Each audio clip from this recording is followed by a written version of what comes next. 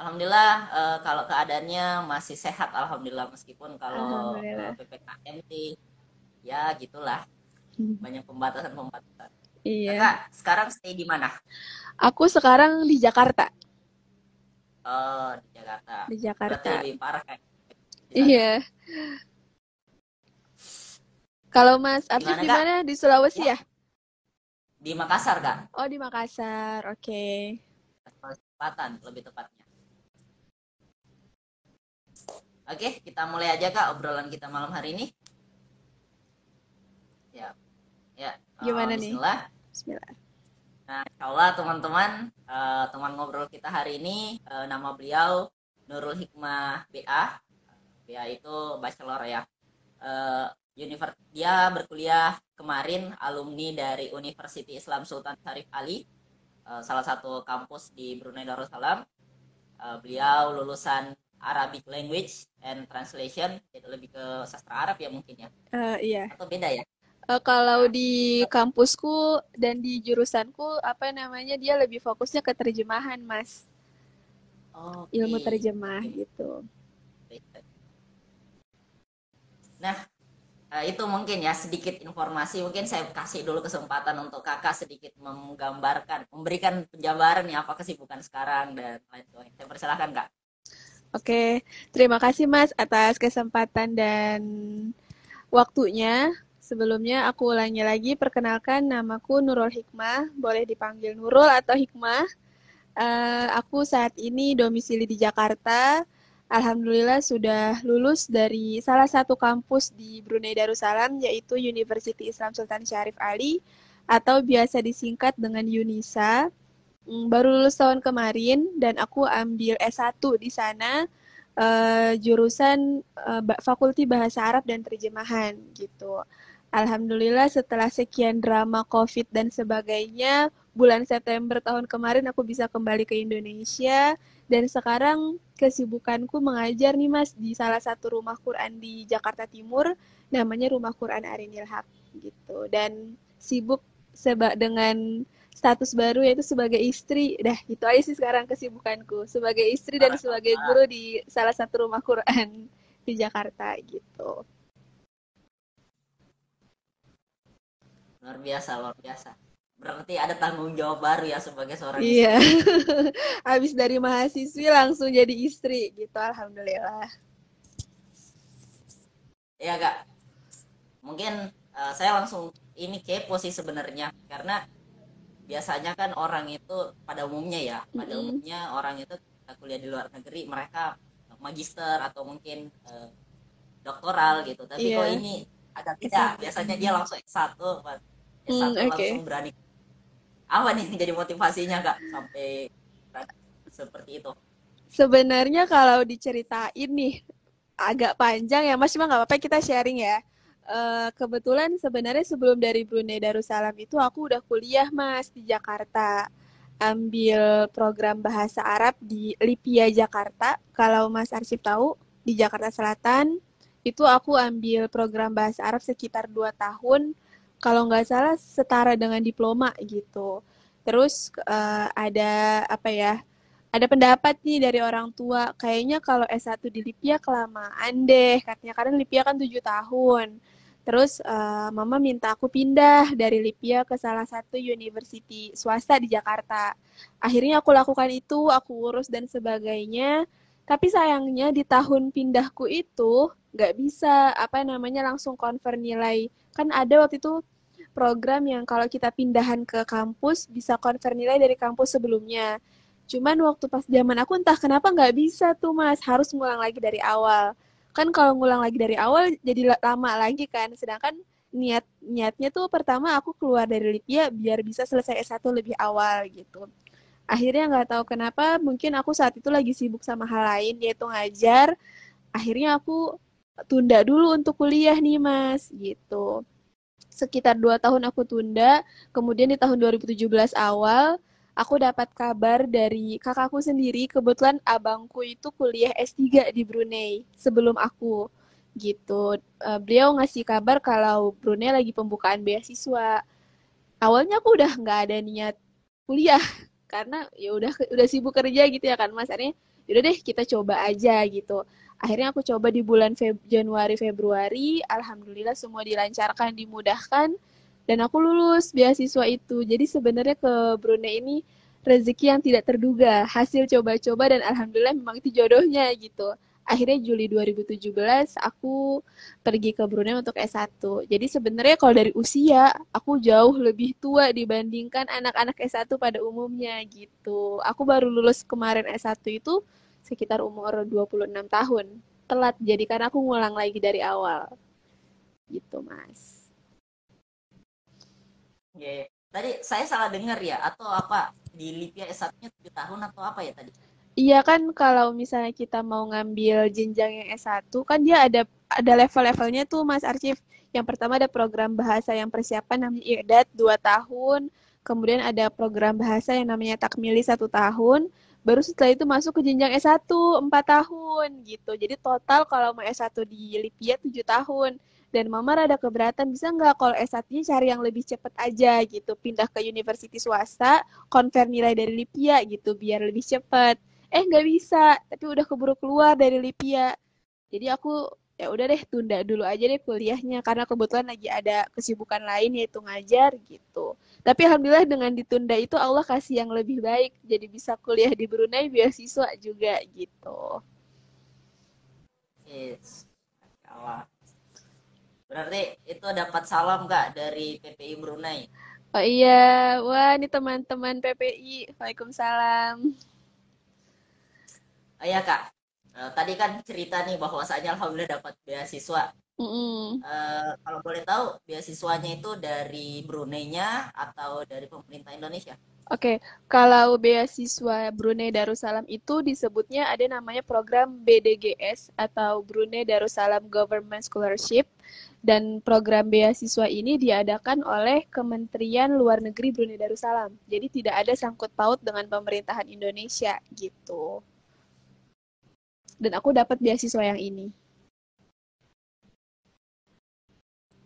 Tapi gitu. berarti itu kuliahnya 4 tahun lagi. Ulang lagi. Jadi aku udah di Lipia 2 tahun, terus nunda 2 tahun karena aku kerja, kemudian baru ke Brunei 4 tahun. Jadi sebenarnya totalnya sama kayak di Lipia 7 tahun gitu, cuman beda jalannya gitu. Iya Kak. Eh, Bagaimana sih kenapa apa? Bagaimana prosesnya tuh Kak? Maksudnya berkas-berkas apa yang Kakak perlu siapkan untuk sampai Oke. ke Brunei? Oke, untuk lebih detailnya, jadi program BDGS ini atau BDGS itu biasa dibuka akhir tahun atau awal tahun. Biasanya kalau akhir tahun itu sekitar bulan Desember, nyambung sampai ke Februari. Itu jadi kisaran bulan Desember sampai Februari itu biasanya beasiswa ini dibuka. Jadi pendaftaran beasiswa ini nggak bisa di waktu semau kita ya, tapi memang ada pembukaan khusus waktunya gitu. Terus ada website khusus yaitu website MFA namanya. MFA ini Ministry of Foreign Affairs atau Kementerian Luar Negeri Brunei Darussalam yang aku sampaikan di awal. Apa kementerian ini sebagai penyelenggara beasiswa ini. Kemudian nanti di website tersebut ada tuh jelasnya rincinya apa dokumennya, apa persyaratannya, dan salah satunya lagi yang penting adalah pengisian application form gitu. Jadi ada sekitar 14 halaman application form yang harus diisi untuk mendaftarkan beasiswa ini gitu. Banyak persyaratan dokumennya banyak, ada persyaratan usia juga gitu. Kalau misalnya persyaratan dokumen sih seperti seperti pada umumnya ya, paspor, ijazah, pendidikan terakhir, transkrip nilai, terus kayak akte kelahiran dan sebagainya gitu. Yang berkaitan dengan akademik lah. Dan pengisian application form itu juga banyak cabangnya, mungkin nanti kita bahas lagi kalau ada yang nanya ya Mas. Iya, saya sempat cek-cek juga sih tentang BDGS Mm, tadi itu. Ternyata iya. ini untuk diploma S1 dan S2 juga Mm, ya. betul. Menarik. Jadi Kak, eh, apa ya? Itu untuk masalah berkasnya tadi, Mm-mm. syaratnya itu bahasa Inggris atau bahasa Melayu tuh yang apanya convertnya. Kan biasanya Eh, berkasnya itu di convert. Oke, kalau application form itu sendiri pengisiannya harus wajib menggunakan bahasa Inggris. Adapun dokumennya kan apa ya, jurusan-jurusannya itu banyak yang pakai bahasa Arab, ada yang pakai bahasa Inggris gitu. Sebenarnya di sini banyak pendapat nih Mas, dan pengalaman orang tuh beda-beda.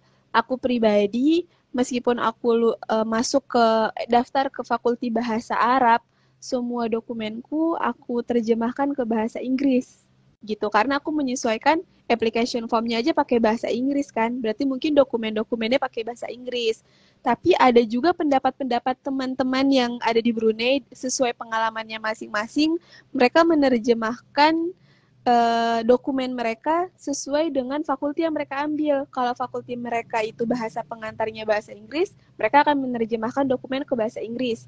Adapun kalau mereka mendaftarkan ke fakulti yang bahasa pengantarnya bahasa Arab, mereka akan menerjemahkan ke bahasa Arab. Jadi menurutku sih nggak ada apa ya, nggak ada syarat pasti harus diterjemahkan kemana karena sesuai dengan pengalaman yang ada ke bahasa Inggris ada, ke bahasa Arab ada. Bahkan aku ngasih sesuai pengalamanku lagi, ada salah satu dokumen yang ketinggalan nih Mas ceritanya, ketinggalan diterjemahkan. Jadi masih bahasa Indonesia. Karena waktunya udah mepet, udahlah aku langsung lampirkan aja gitu dan alhamdulillah lolos gitu. Jadi sebenarnya kalau kita ini anak orang Indonesia ya, kalau misalnya masih ada nyelip bahasa Indonesia dokumennya kayaknya nggak masalah karena menerjemahkan dokumen tuh aku rasa itu syarat maksudnya akan ditekankan tuh dari negara-negara memang yang negara jauh yang memang bahasanya tidak dimengerti seperti mungkin Afrika atau negara-negara yang bahasanya tuh selain bahasa Arab, Melayu, Inggris gitu. Itu Kak, ada yang minta tolong ditulisin nama webnya. Nama websitenya. Oke, tapi setauku kalau misalnya kita akses apa website ini, kalau misalnya dalam waktu yang memang beasiswanya belum buka, dia nggak akan ada pemberitahuan tentang beasiswa sih. Tapi coba dicek aja ya. Ini websitenya mfa.gov.bn. Itu adalah website resmi untuk Ministry of Foreign Affairs atau Kementerian Luar Negeri Brunei Darussalam penyelenggara program beasiswa ini. Gitu. Ya, berarti kan 4 tahun nih Kak di sana. Mm-mm. Mana sih proses adaptasinya di sana? Apakah ketemu dengan orang barunya, makanan barunya, atau bahkan hal-hal mungkin suhu yang kedinginan atau kepanasan gimana gimana itu Kak? Oke, kalau dari segi bahasa itu aku sempat shock juga. Kan kita sering dengar kalau Brunei itu bahasa Melayu gitu ya. Ya nggak beda jauh kali ya sama bahasa Indonesia. Cuma kenyataannya bahasa yang mereka sering pakai sehari-hari itu bahasa Melayu yang beda jauh dengan bahasa Indonesia. Itu yang sempat dibikin apa? Sempat bikin kaget lah. Kecuali kalau memang bahasa Melayu yang standar, yang formal, kayak yang dipakai di acara resmi, televisi, majalah, itu seperti bahasa Indonesia. Tapi kalau bahasa Brunei yang sehari-hari itu asing banget, jauh banget dari bahasa Indonesia dan orang Brunei ini mereka biasa mencampur bahasa mereka dengan bahasa Inggris gitu. Cuma yang aku lewatin lah ya kalau untuk bahasa seiring berjalannya waktu karena kita hidup di lingkungan itu mau nggak mau kita berinteraksi sama mereka penyesuaiannya nggak lama gitu. Kemudian untuk makanan nggak beda jauh sih dari Indonesia, cuma bedanya Brunei itu susah jajan. Karena kan kalau di Indonesia banyak makanan pinggir jalan ya Mas. Kalau kita mau nasi goreng, ada gerobak yang di pinggir jalan, kita tinggal datang gitu. Kalau di Brunei itu nggak ada makanan yang jual-jual di pinggir jalan. Mereka pasti akan ada tokonya atau di mall atau di restoran gitu. Nggak bebas jual pinggir jalan kayak di Indonesia. Kalau suhu panas, cuma karena aku orang Jakarta kali ya, jadi aku nggak terlalu kaget. Cuma memang panasnya beda. Nggak tahu kenapa panasnya beda banget. Kalau Mas Arji pernah ke Kalimantan, ya kayak gitu deh panasnya. Panasnya tuh nusuk gitu. Mungkin nggak tahu ya, padahal kan di sana banyak hutan.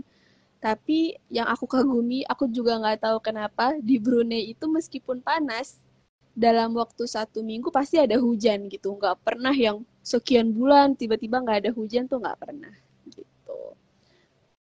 Kayaknya itu aja sih adaptasi yang aku rasain selama kuliah di Brunei 4 tahun, Mas. Itu ada yang nanya lagi Kak, Apa tuh? katanya bagaimana untuk biaya hidup di sana Kak? Oke, ini banyak orang-orang yang minat ke Brunei sering banget nanya tentang hal ini gitu ya.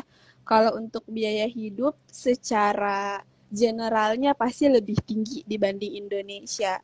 Cuman kembali lagi ke gaya hidup masing-masing orang kan, Mas. Kalau misalnya kita mau berfoya-foya, ya habis banyak gitu. Cuman kalau misalnya mau dihemat-hematin, insya Allah bisa kok gitu. Tapi yang pasti jauh lebih mahal lah. Contoh kalau misalnya makan ayam, nasi ayam, kalau di Indonesia mungkin kita dapat 15.000, 20.000.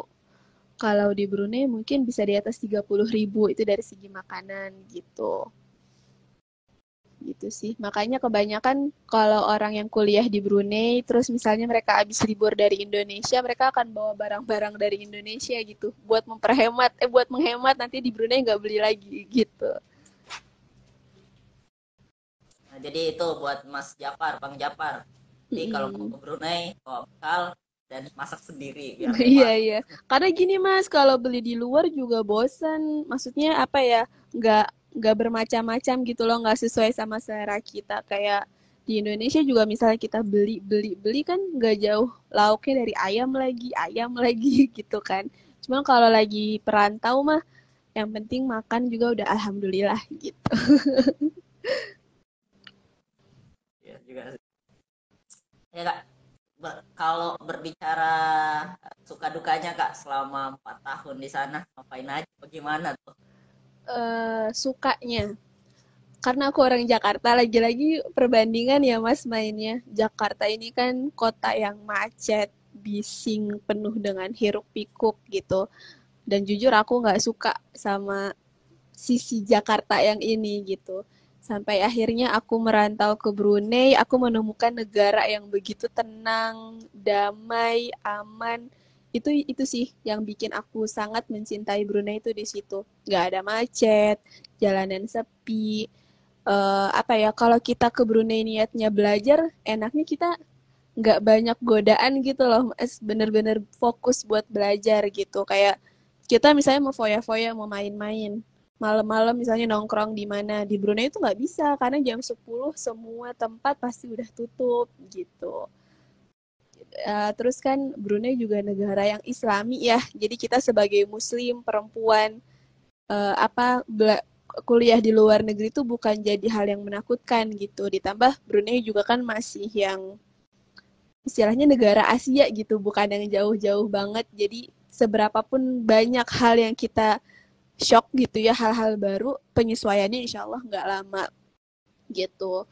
Untuk dukanya, eh, kayaknya secara umum perantau ngerasain kalau lagi jauh dari rumah itu rindu keluarga, rindu tanah air, rindu makanan gitu. Karena kalau lagi jauh, sesepele bakso aja dikangenin gitu, Mas. Aduh, kangen bakso, kangen seblak, kangen yang hal-hal yang nggak ada gitu di Brunei. Terus ditambah tahun ketiga aku di Brunei ada COVID. Nah, itu sih penyesuaian lagi karena biasanya aku dari Brunei itu setiap liburan pulang setahun 2 kali. Sampai akhirnya karena ada COVID, semua peraturan berubah kan, aku setelah ada COVID di Brunei nggak pulang sampai akhirnya kemarin lulus kuliah, tahun lalu bulan September baru aku pulang lagi setelah hampir 2 tahun gitu. Dukanya di situ sih Mas, di COVID. Kayaknya kalau misalnya nggak ada COVID, Brunei, cerita aku di Brunei nggak akan ada dukanya deh. Gitu. Jangan-jangan ketemu jodohnya di Brunei juga nih. Oh enggak, alhamdulillah aku ketemunya, aku apa ya, sama suamiku yang sekarang justru teman SMA. Cuman memang nggak kenal waktu SMA-nya. Loh, kok jadi cerita jodoh sih? Mas Arcip nih mancing-mancing. Oke. Jadi apa kira-kira yang unik Kak di sana yang selain hal-hal berbicara ketenangan, ada nggak monumen mungkin yang di sana unik atau apa mungkin Oke, atau apa aja gitu? Hal-hal unik yang aku lewatin di Brunei, mungkin pertama aku kagum sekali dengan kedekatan pemimpin dengan rakyatnya, Mas. Bagaimana mereka menghormati Sultan sebagai pemimpin negara gitu juga anak-anaknya tuh apa ya, mereka sangat menghormati, menghargai dan memposisikan mereka sebagai pemimpin gitu. Bagaimana rakyat selalu patuh dan taat sama apapun yang diputuskan sama Sultan sebagai pemimpin. Dan maksudnya lagi, apa maksudnya, selain rakyat yang patuh, tapi aku lihat Sultan juga yang apa ya, berlaku adil dan memastikan semua rakyatnya itu ya sejahtera gitu. Benar-benar memikirkan kepentingan rakyat.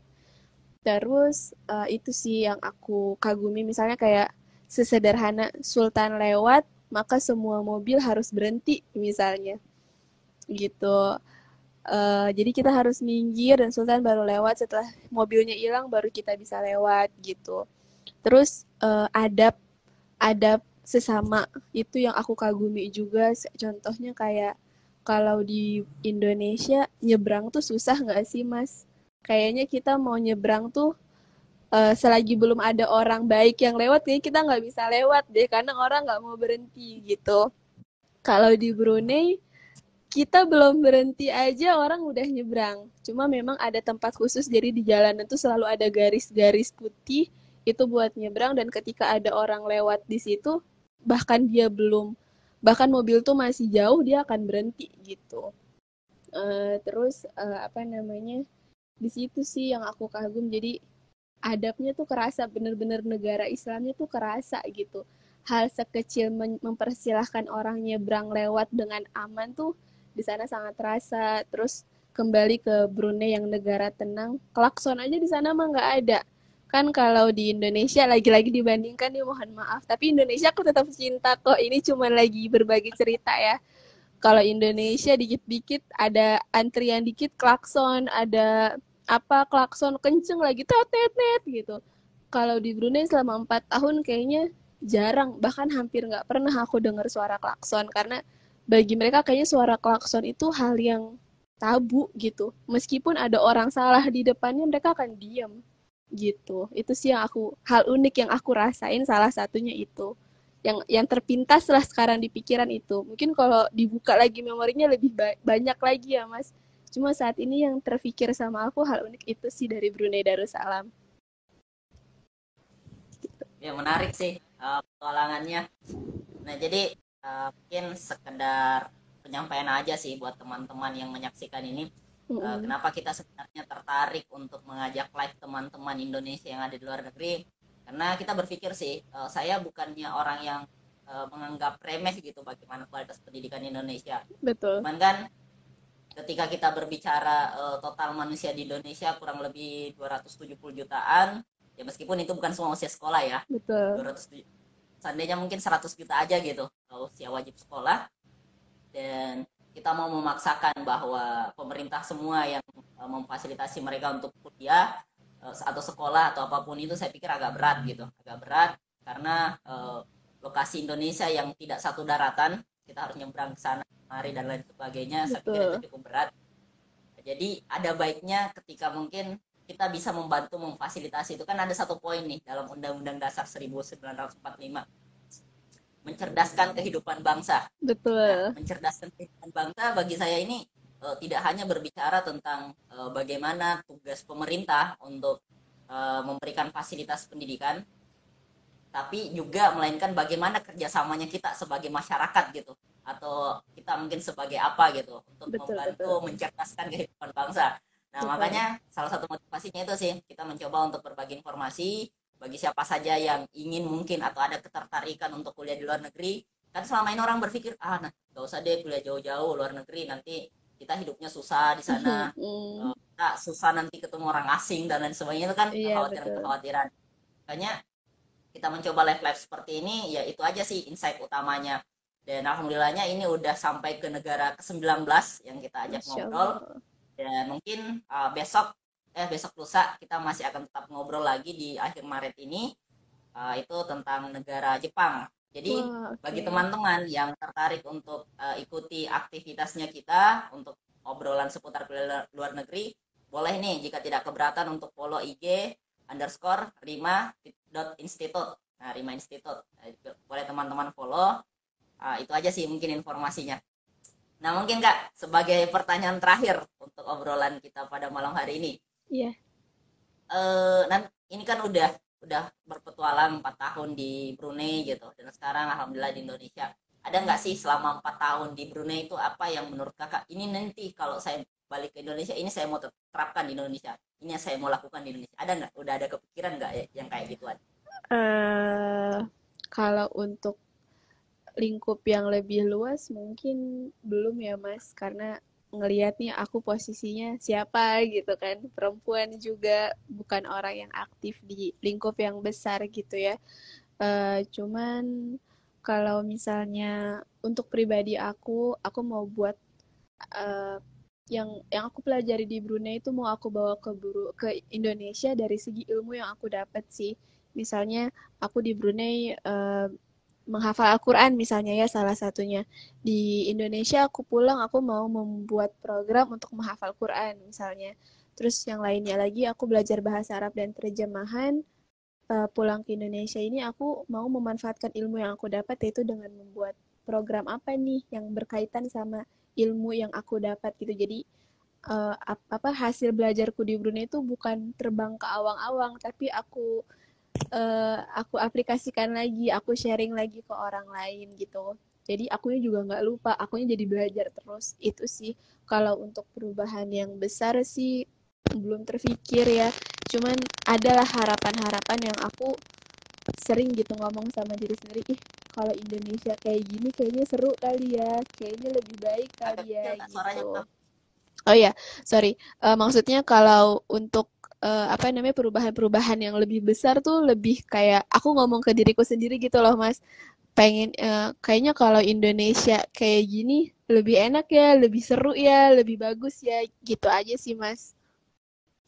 Berarti itu masih omongan pada diri sendiri ya, belum Betul, sekarang belum. betul, betul. belum belum berani diaplikasikan gitu karena masih kayak aduh, gimana ya emang emang aku siapa dan sebagainya gitu. Tapi semoga kedepannya jangka panjang bisa lah kita masukin lagi hal yang lebih baik untuk jangkauan yang lebih besar lagi. Ya menarik sih tentang petualangannya. Mungkin kalau saya poinnya saya tertarik dengan satu potongan ayat gitu tentang kul siru fil art. Kita diminta untuk berpetualang, melihat ya ciptaan Tuhan lah dimanapun itu berada. Kita Betul. diminta ngebolang mungkin bahasanya. Iya, Dengan begitu kita bisa melihat umat-umat terdahulu atau mungkin sesuatu peradaban-peradaban yang telah musnah atau bahkan sesuatu yang terus bertumbuh gitu, terbangun. Nah, mungkin poinnya kan setidaknya ketika kita melihat banyak perbandingan, entahkah dari Indonesia, negara lain, setidaknya itu bisa membuat kita cara memandang kita terhadap suatu persoalan itu beda gitu. Maksudnya betul, kita betul. melihat kita lingkupnya Indonesia aja, ya kita hanya lihatnya hal-hal di seputar Indonesia aja. Iya, Tapi iya. ketika kita berpetualang di daerah lain atau wilayah lain, setidaknya kita punya pandangan baru. Oh, ternyata begini di sana dan lain sebagainya. Jadi kalau kita ini mungkin sekedar sharing aja, kalau kita berbicara membaca buku, terkadang kan kita itu ketika membaca buku apalagi buku-buku sejarah itu terkadang kita ngantuk, baru mungkin Mm, selembar kita baca dan lain sebagainya. Sebenarnya salah satu masalah kenapa itu bisa terjadi karena kurangnya kemampuan otak kita memvisualisasikan apa yang kita baca. Makanya kenapa kita diminta berpetualang, dengan berpetualang itu apa yang dilihat oleh mata ini kan terkumpul visualisasinya dalam bentuk di betul, dalam otak. betul. Ya, pada saat kita membaca buku-buku tertentu dan itu bisa divisualisasikan oleh otak, itu enak bacanya. Nah, itu mungkin salah satu refleksinya gitu. Jadi dengan begitu kita lebih mudah untuk memahami.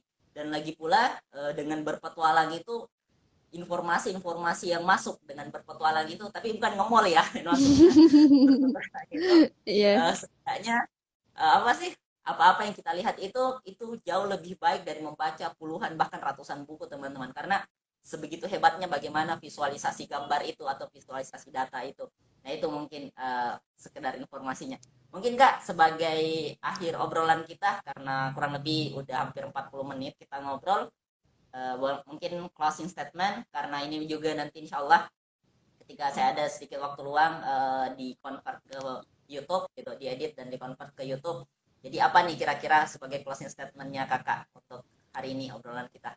Oke, Silakan. karena bahasannya tentang Brunei Darussalam dan Brunei itu tempatku menuntut ilmu, maka mungkin closing statement dari aku tentang menuntut ilmu ya. Untuk teman-teman nih yang menonton live ini ataupun nanti yang melihat di video setelah diedit di YouTube, eh, semangat terus apapun yang sedang dijalani dan kalau misalnya ada teman-teman yang bingung mau jadi apa atau mau masuk kuliah di mana jurusan apa, nggak usah khawatir karena kadang dalam hidup itu kita nggak perlu repot mikirin kita mau jadi apa ya, nggak harus kita putuskan saat ini juga. Tapi yang harus dilakukan, apa yang ada di depan mata kita, kita lakukan sebaik mungkin. Dan ketika kita maksimal dan udah mencintai apa yang kita jalani, insya Allah jalan dan arah terbaik itu akan terbuka dengan sendirinya gitu. Apalagi kan untuk menuntut ilmu, apa wajib ya untuk kita umat Muslim dan belajar tuh memang penting banget nih buat kita. Kalau misalnya ada teman-teman yang merasa jenuh ataupun malas, jangan berhenti, jangan berputus asa karena kan dalam hadisnya menuntut ilmu itu membuka jalan untuk sampai ke surga gitu. Semoga dengan kutipan hadis tersebut buat kita lebih semangat lagi untuk belajar dan menuntut ilmu apapun bidang kita. Terima kasih, Mas. Jadi buat teman-teman mungkin jangan semangat, semangat ya, tetap semangat, Tetap semangat. semangat. Iya. Oh, malas-malas dan ketika pun kita berbicara dalil ya mungkin pada saat mungkin di perjalanan dan kita memang berniat untuk menuntut ilmu dan kita tidak diminta-minta mengalami sesuatu yang mungkin menyebabkan kita kembali berpulang, maksudnya meninggal gitu. Nah Mm-mm. itu mungkin sebagai jihad Jihad, kita kepada ya. Jadi betul. mungkin itu refleksi aja sih kan, apalagi dengan era teknologi sekarang sebenarnya apapun sumber informasi itu ya tinggal bijak-bijaknya kita aja kali yang Betul, putar. betul. Gampang banget nih ngambil dimanapun bisa ya, Mas ya. Ya betul. Apalagi ya gitu-gitulah. Tinggal masuk YouTube, ketik kata apa gitu, pasti insya Allah ada Langsung lah keluar. apapun. Iya.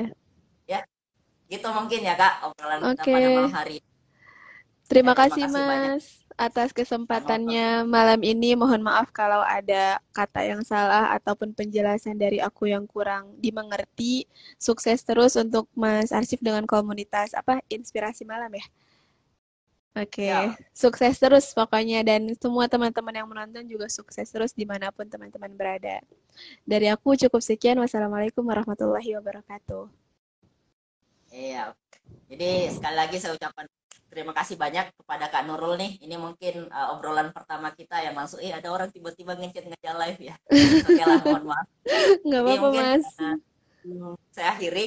Saya mungkin kalau ada yang nonton, jika memang ada tawaran kita live di negara mana besok-besoknya, bulan April masih kosong, mungkin kalau bulan April ada perbedaan sedikit waktu karena harus ada sholat Ramadan. tarawih ya, ya Ramadan. Jadi nanti kita sesuaikan aja dan kalau memang ada saran boleh untuk DM.